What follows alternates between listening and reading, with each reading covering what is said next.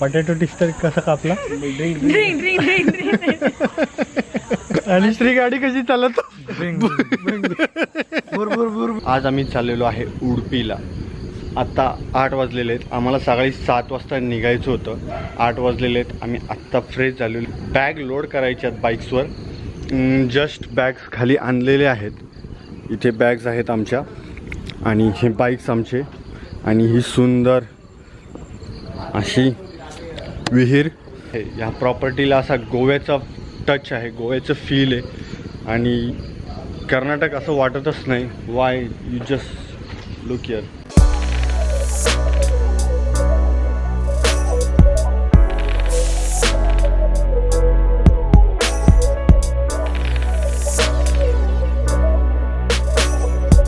आजचा जो डिस्टन्स आहे तो जास्त नाही आहे, 75 किलोमीटरच्या अंतरावर आहे आणि पाऊसही येतो आहे. तर थोडासा 1 तास 1.5 तास लागेल आम्हाला जायला. सो रस्त्यात काही दाखवण्यासारखं असेल तर दाखवेल, अन्यथा डायरेक्ट पोचल्यावर. स्वतः निघतोय. आत्ता वाजलेले आहेत 9, म्हणजे 9ला 10 मिनटं आहेत आणि आम्ही निघतोय. जास्त नाही आहे आज, 75 किलोमीटरची राईड आहे फक्त. मीन्स 1.5 तास. तिथे पोचल्या तिथले लोकल्सला विचारणार, मीन्स हॉटेलचा ओनर किंवा असं कुणाला काय बघायची जागा आहेत आणि त्यानुसार आम्ही प्लॅन ठरवणार आहे. सो फायनली आम्ही पोचलेलो आहे आमच्या हॉटेलवर. रस्त्यात येताना खूप जोरात पाऊस होता आणि त्यामुळे पाहिजे तसं मोठं ब्लॉग किंवा काही असं विशेष दाखवण्यासाठी पण नव्हतं. बाईक्स इथे पार्क केलेत आणि बाईक पार्क करून थोडं 4 पाऊल पुढे आले की हे इथे समोर असे रूम्स आहेत. तर आमची लास्ट रूम जी आहे तिकडे आमची रूम आहे. सो तुम्हाला रूम टूर पण दाखवतो. एक मस्तपैकी सोफा आहे. सोफ्याच्या बाजूलाच हा एक बेड आहे जिथे 2 जण आरामशीर झोपू शकतील आणि ह्या रूमच्या बाजूलाच लागून अजून एक बेडरूम आहे जिथे ही बेड आहे. इथे देखील 2 जण आरामशीर झोपू शकतील आणि समोर एक कबड आहे जिथे आपला पसारा, रायडिंगचे जॅकेट्स हँगरला लावून थोडा पसारा कमी करू शकतात. अशी छोटीशी ही सुंदर रूम आहे. सो फायनली आज दिवसभरात पहिला बीच बघितला आहे. सुंदर असा बीच आहे. बीचचं नाव आहे पादुब्री बीच.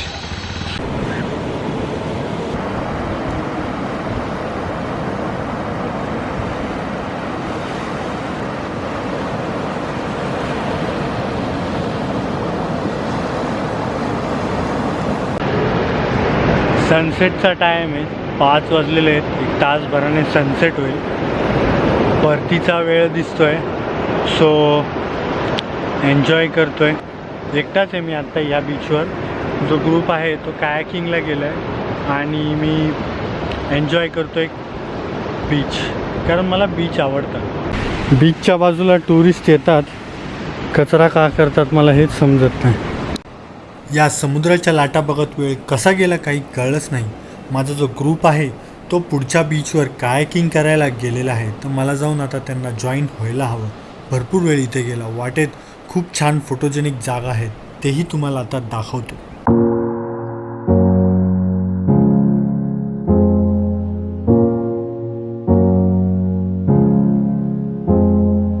फोटो काढता काढता बाईक या सँडमध्ये अडकली. काढता काढता नाकी न आले. एक वेळेस असं वाटलं आता काय बाईक इथून निघत नाही, मला स्त्री वगैरे येस्तोवर वाट बघावी लागेल किंवा दुसरा काहीतरी जुगाड करावा लागेल. हे बघा, ही बाईक इथे अडकलेली. धड पुढे जाईना तर मागे येईना. अडकून बसलेली बाईक. मग ही फळी लावली आणि बाईक कशी बशी काढली. पूर्ण घामाघूम झालो.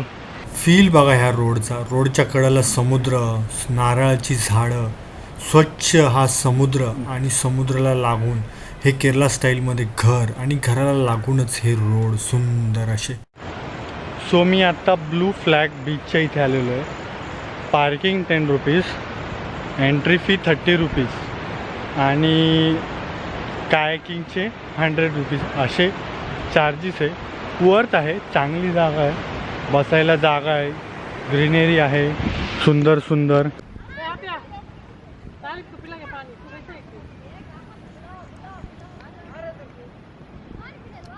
ब्लू फ्लॅग बीचवर एक चेअर मिळाली आहे, मस्त शेड आणि समोर समुद्र, सुंदर अशी छान जागा.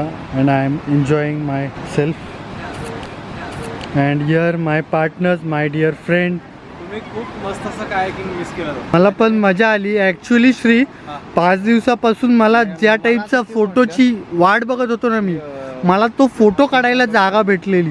म्हणजे तुमचाही टाइम चांगला गेला. येस.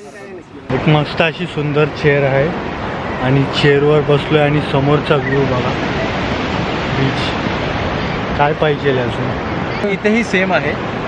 डाव्या बाजूला आपल्या समुद्र आहे आणि उजव्या बाजूला हाताला नदी आहे. हा, नदी आहे, गोड्या पाण्याची नदी आहे. हो. तर आणि सुंदर पाणी, एकदम स्वच्छ पाणी स्वच्छ आहे. पाणी. आता इथून मी लाईट हाऊस बघायला चाललेलो आहे. या ठिकाणी काय काय फॅसिलिटीज अवेलेबल आहे त्याचा इथे बोर्ड लावलेला आहे. सो इथे बघा, मी झूम करून दाखवतो, वाचून घ्या तुम्ही.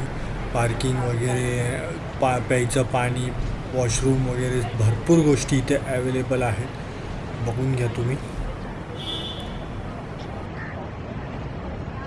हे जे कापू बीच आहे ना, त्या कापू बीचवरच लाईट हाऊस आहे. म्हणजे एक खडक आहे, त्या खडकावर लाईट हाऊस बांधलेलं आहे. तर तिथे जाऊया, चला.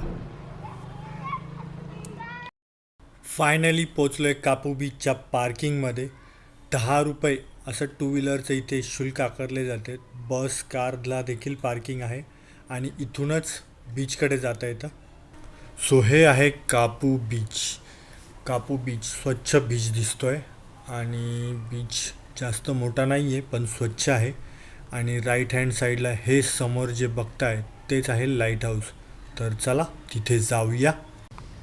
अरे यार, सेम इथे पण तसंच आहे. ही नदी दिसतीये समोर, ही नदी, आणि नदीच्या ऑपोजिट साईडलाच हा समुद्र. मीन्स प्रत्येक ठिकाणी असंच आहे का? ब्लू फ्लॅग बीच नंतर आम्ही आलेलो आहे लाईट हाऊसच्या इथे. हे लाईट हाऊस मीन्स बेसपासून हाईट 100 मीटर आहे आणि ग्राउंडपासून जर पकडली तर 175 आहे.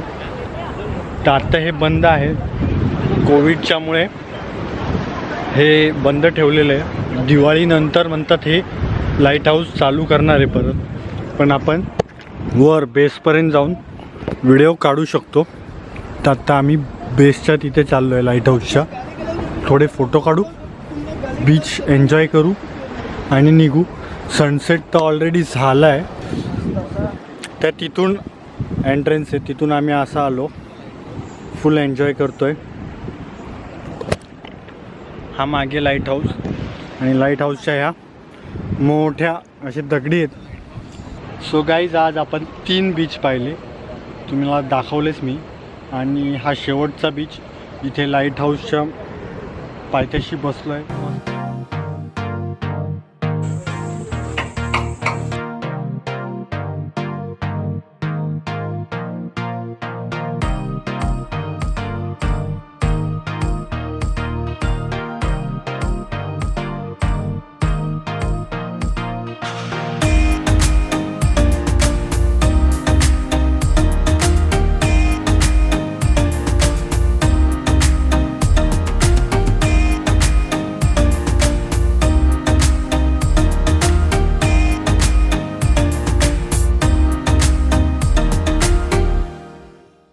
ऐक ना प्रतीक्षा, पटॅटो टिस्टर कसा कापला? ड्रिंक ड्रिंक ड्रिंक ड्रिंक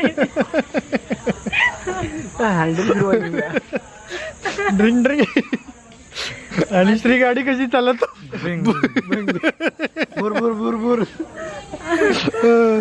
मित्रांनो, व्हिडिओ संपायची वेळ आलेली आहे. श्री खातोय पटॅटो ट्विस्टर.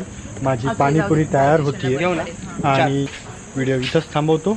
जय हिंद, जय महाराष्ट्र. उद्या भेटू पुढच्या व्हिडिओमध्ये, एपिसोड 6 डे 6 मध्ये. तोपर्यंत बाय बाय. लाईक करा, शेअर करा, सबस्क्राईब करा आणि धुरला उडवा. आमच्या व्हिडिओज मध्ये कमेंट करा. चलो आंटी, बाय.